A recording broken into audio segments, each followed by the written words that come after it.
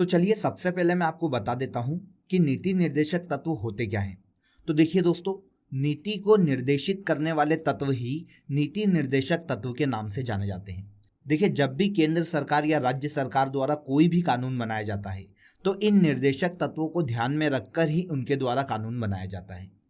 देखिए, संविधान सभा के सलाहकार BN राव के प्रयासों से नीति निर्देशक तत्वों को भारतीय संविधान में शामिल किया गया था और इन्हें भारत के संविधान के भाग 4 आर्टिकल 36 से 51 तक सम्मिलित किया गया है। देखिए, यह जो नीति निर्देशक तत्व है नागरिकों के लिए सरकार के दायित्वों को दर्शाता है। देखिए, जनता को किस प्रकार की सुविधाएं देनी चाहिए, जनता और समाज की भलाई के लिए कौन कौन से कानून बनाए जाने चाहिए, इसको लेकर सरकार को गाइड करने का काम करते हैं नीति निर्देशक तत्व। और यहाँ पर एक और इम्पोर्टेंट चीज को ध्यान रखिएगा कि नीति निर्देशक तत्व न्यायालय में वाद योग्य नहीं है। देखिए, जब संविधान लागू हुआ था तब सरकार के पास इतने ज्यादा संसाधन नहीं थे कि वो नीति निर्देशक तत्वों को देश में लागू कर सके। इसीलिए देखिए, नीति निर्देशक तत्वों को न्यायालय में अवाद घोषित किया गया है। मतलब नीति निर्देशक तत्व न्यायालय द्वारा प्रवर्तनीय नहीं है। अगर राज्य द्वारा कहीं भी इनका उल्लंघन किया जाता है तो नागरिक कभी भी वाद लेकर न्यायालय नहीं जा सकता। जैसे देखिए, मौलिक अधिकार जब हमने डिस्कस किए थे तो हमको पता चला था कि मौलिक अधिकारों का अगर राज्य कोई भी उल्लंघन करता है तो कोई भी नागरिक वाद लेकर न्यायालय जा सकता है। लेकिन नीति निर्देशक तत्वों के केस में ऐसा नहीं है। अगर राज्य नीति निर्देशक तत्वों का उल्लंघन करता है तो देखिए, कोई भी नागरिक वाद लेकर न्यायालय नहीं जा सकता। अब देखिए, जब नीति निर्देशक तत्व नागरिकों की भलाई के लिए बनाए गए हैं, इसीलिए नीति निर्देशक तत्वों का उद्देश्य ही लोक कल्याणकारी राज्य की स्थापना करना और सामाजिक तथा आर्थिक लोकतंत्र की स्थापना करना है। लोक कल्याणकारी राज्य का मतलब ऐसा राज्य जहां पर सभी नागरिकों को शिक्षा, स्वास्थ्य और रोजगार जैसी सेवाएं राज्य के द्वारा उपलब्ध करवाई जाएगी। इसके अलावा देखिए, समाज में जो सामाजिक और आर्थिक खाई है उसको खत्म करना या सामाजिक और आर्थिक विषमता को खत्म करना राज्य का कर्तव्य है। राज्य जब भी कोई नीति या कानून बनाएगा तो वो इस चीज का विशेष ध्यान रखेगा कि समाज में जात पात के आधार पर किसी भी प्रकार का भेदभाव ना हो और अमीरी और गरीबी के आधार पर किया जाने वाला भेदभाव भी पूरी तरह खत्म हो। तो देखिए, नीति निर्देशक तत्व जो हैं संविधान के आर्टिकल 36 से लेकर 51 तक देखने को मिलते हैं। मतलब संविधान के 16 आर्टिकल नीति निर्देशक तत्वों में शामिल किए जाते हैं। तो चलिए अब मैं आपको शॉर्ट में बता देता हूं कि सभी आर्टिकल में क्या क्या प्रावधान किए गए हैं। देखिए, अगर आप इस टॉपिक को और डिटेल में पढ़ना चाहते हैं तो इस टॉपिक की एक ऑडियो क्लिप मैंने बना रखी है जिसकी लिंक आपको डिस्क्रिप्शन में दी गई है। आप उस ऑडियो को एक बार सुन लीजिए तो इस टॉपिक के जितने भी क्वेश्चन हैं या आपके जितने भी डाउट हैं वो एक ही बार में क्लियर हो जाएंगे। और साथ ही दोस्तों, आने वाले नए साल 2021 में आपका न्यू ईयर रिजोल्यूशन क्या है, खबरी एप्लीकेशन में क्रेजी जीके ट्रिक चैनल पर मुझे कमेंट करके ज़रूर बताइएगा। देखिए, इनमें से किन्हीं 3 स्टूडेंट्स को मिलेगा मुझसे बात करने का मौका और साथ ही बहुत सारे एक्साइटिंग प्राइज जीतने का मौका भी।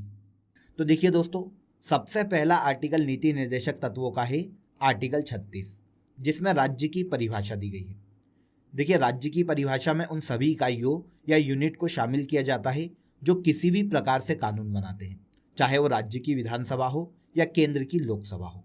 इसके बाद देखिए, आर्टिकल 37 के तहत यह प्रावधान किया गया है कि नीति निर्देशक तत्व जो हैं न्यायालय में प्रवर्तनीय नहीं है।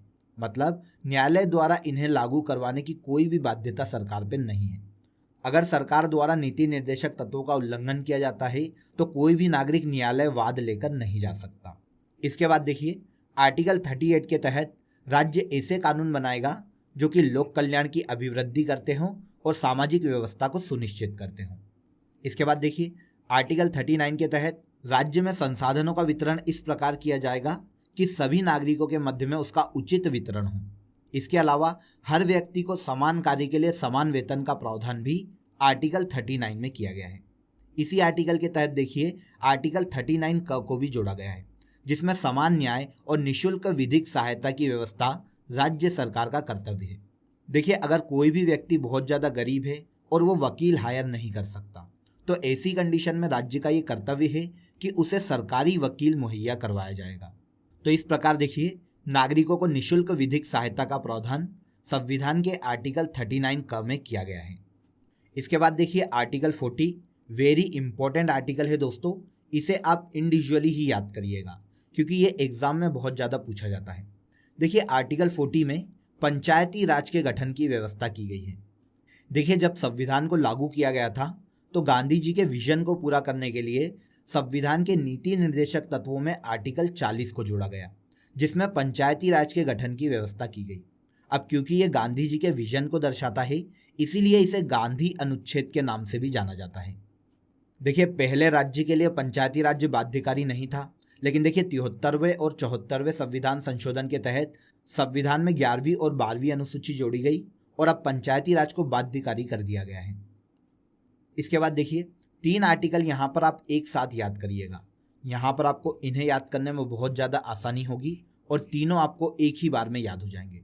देखिए सबसे पहला है आर्टिकल 41, कुछ दशाओं में काम, शिक्षा और लोक सहायता पाने का अधिकार। मतलब राज्य का ये कर्तव्य है कि हर व्यक्ति को उचित काम मिले, शिक्षा मिले और लोक सहायता मतलब सरकारी सहायता प्राप्त करने का अधिकार दिया जाए। आर्टिकल 41 के तहत आपको काम का अधिकार दे दिया। तो देखिए जब आपको काम का अधिकार मिल गया तो अब जरूरी है कि आप जहाँ पर काम कर रहे हों वो प्लेस आपके काम करने के लिए बहुत ज़्यादा अच्छा हो। मतलब जिस भी प्लेस पे हम काम करने जा रहे हैं वो मानवीय दशाओं के अनुकूल हो। मतलब ज़्यादा गंदा ना हो, ज़्यादा प्रदूषित ना हो और ऐसा हो जो कि मानवीय दशाओं के अनुकूल हो। तो देखिए फिर आर्टिकल 42 में कार्य की न्याय संगत व मानवीय दशाओं और प्रसूति सहायता का उपबंध राज्य सरकार का कर्तव्य है। सबसे पहले हमें देखिए आर्टिकल 41 में काम मिल गया। उसके बाद आर्टिकल 42 में ये जरूरी है कि जहाँ पर हम काम कर रहे हैं वो प्लेस काम करने के अनुकूल हो। तो कार्य की न्याय संगत दशाओं और मानवीय दशाओं का उपबंध राज्य सरकार का कर्तव्य है।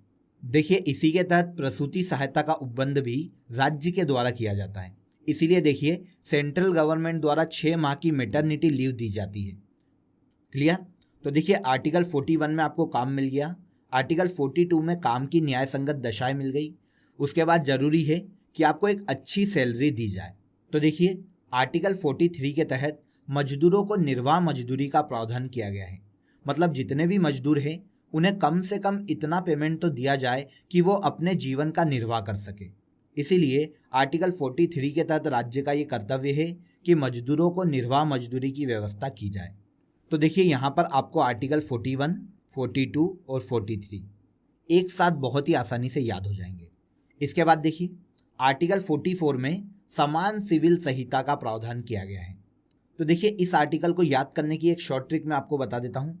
देखिए आर्टिकल 44 में 4 और 4 है और ये जो दोनों संख्याएं हैं एक समान है। अब जब ये दोनों संख्याएं एक समान हैं इसीलिए आर्टिकल 44 में समान सिविल संहिता का प्रावधान किया गया है। इसके बाद देखिए आर्टिकल 45 के तहत 6 वर्ष से कम आयु के बच्चों के लिए शिक्षा और स्वास्थ्य का उचित प्रबंधन किया जाएगा। आर्टिकल 46 के तहत अनुसूचित जाति और जनजाति के लिए शिक्षा, आर्थिक व्यवस्था और सामाजिक न्याय का प्रबंधन किया जाएगा। इसके बाद देखिए आप यहाँ पर फिर से इन 3 आर्टिकल को एक साथ याद कर सकते हैं। सबसे पहला देखिए आर्टिकल 47 के तहत राज्य का ये कर्तव्य है कि राज्य में मद्य निषेध को बढ़ावा देगा, पोषण और स्वास्थ्य की उचित व्यवस्था करेगा।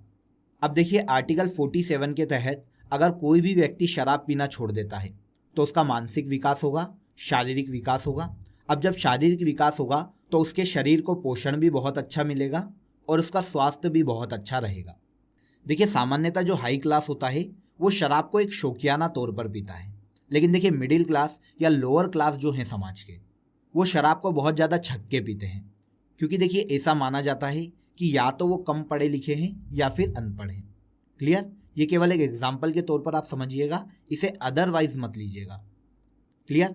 अब देखिए जब वो अनपढ़ व्यक्ति या कम पढ़ा लिखा व्यक्ति शराब छोड़ देता है तो फिर वो एक व्यवसाय की तरफ आकर्षित होता है, क्योंकि अच्छा जीवन यापन करने के लिए एक व्यवसाय की ज़रूरत है। लेकिन देखिए अब वो कम पढ़ा लिखा है तो देखिए सबसे अच्छा व्यापार जो वो कर सकता है वो है कृषि। अब देखिए मद्य निषेध, सबसे पहले आर्टिकल 47 में शराब छोड़ दी, उसके बाद आर्टिकल 48 के तहत वो कृषि और पशुपालन पर ध्यान देगा। तो आर्टिकल 48 के तहत कृषि और पशुपालन का संगठन किया गया है। और देखिए कृषि तभी की जा सकती है जब किसी राज्य का पर्यावरण बहुत ज़्यादा अनुकूल हो। इसीलिए संविधान के आर्टिकल 48 क में पर्यावरण संरक्षण का प्रावधान किया गया है। तो आई होप आपको ये तीनों आर्टिकल समझ में आ गए होंगे। एक बार फिर से यहाँ पर मैं आपको रिपीट कर देता हूँ। आर्टिकल 47 के तहत मद्य निषेध, पोषण और स्वास्थ्य की व्यवस्था की जाएगी। आर्टिकल 48 के तहत कृषि और पशुपालन को बढ़ावा दिया जाएगा। और आर्टिकल 48 का के तहत पर्यावरण का संरक्षण करना राज्य सरकार का दायित्व है। इसके बाद देखिए फ्रेंड्स, आर्टिकल 49 के तहत राष्ट्रीय महत्व के स्मारक और राष्ट्रीय महत्व के स्थानों का संरक्षण करना राज्य का कर्तव्य है। आर्टिकल 50 के तहत कार्यपालिका का न्यायपालिका से पृथक्करण किया गया है। देखिए, इसे याद करने की भी एक शॉर्ट ट्रिक आप समझ लो। देखिए, कार्यपालिका का न्यायपालिका से पृथक्करण मतलब कार्यपालिका किसी भी प्रकार से न्यायपालिका के कार्य में इंटरफेयर नहीं करेगी और न्यायपालिका भी किसी भी प्रकार से कार्यपालिका के कार्य में इंटरफेयर नहीं करेगी। अब देखिए, यहाँ पर इन दोनों के जो अधिकार हैं वो 50-50 बांट दिए गए हैं। तो जब अधिकारों को कार्यपालिका और न्यायपालिका के मध्य में 50-50 बांट दिया गया है तो यह जो आर्टिकल है वो भी आर्टिकल 50 है। क्लियर? बहुत ही सिंपल आर्टिकल था। इसके बाद देखिए, लास्ट आर्टिकल है आर्टिकल 51। अब देखिए, ऊपर के सभी आर्टिकलों को राज्य द्वारा लागू कर दिया गया, लेकिन देखिए इनका तब तक कोई मतलब नहीं है जब तक अंतर्राष्ट्रीय शांति और सुरक्षा को सुनिश्चित न किया जाए। इसीलिए देखिए, आर्टिकल 51 के तहत यह प्रावधान किया गया है कि यह राज्य का कर्तव्य है कि वो अंतर्राष्ट्रीय शांति और सुरक्षा की अभिवृद्धि के लिए काम करेगा। मतलब ऐसा कोई भी कानून राज्य द्वारा नहीं बनाया जाएगा जो किसी भी देश से हमारे रिश्ते को बिगाड़ते हों, खराब करते हों या हमारी सुरक्षा में किसी भी प्रकार की सेंध लगाते हों। तो इस प्रकार देखिए, आर्टिकल 51 के तहत अंतर्राष्ट्रीय शांति और सुरक्षा की अभिवृद्धि करना राज्य सरकार का कर्तव्य है। क्लियर? तो आई होप आपको सभी आर्टिकल बहुत ही अच्छे से समझ में आ गए होंगे। और अब अगर इन आर्टिकल से कोई भी क्वेश्चन पूछा जाता है तो आप बहुत ही आसानी से उसे हल कर लोगे।